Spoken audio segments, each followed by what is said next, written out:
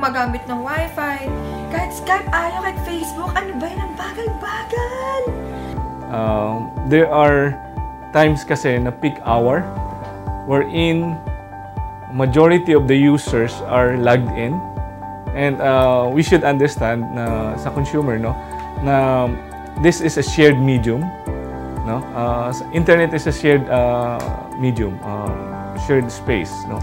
Meaning the more users logged in at the same time, of course, doon mo mararamdaman might have some changes na mas nung oras na yun mas mabilis, bakit mas mabagal ngayon. Okay, so that's the main reason of that. So the more users it uses, basically affects the performance of the internet. Okay, and that's industry-wide, not specific to our service.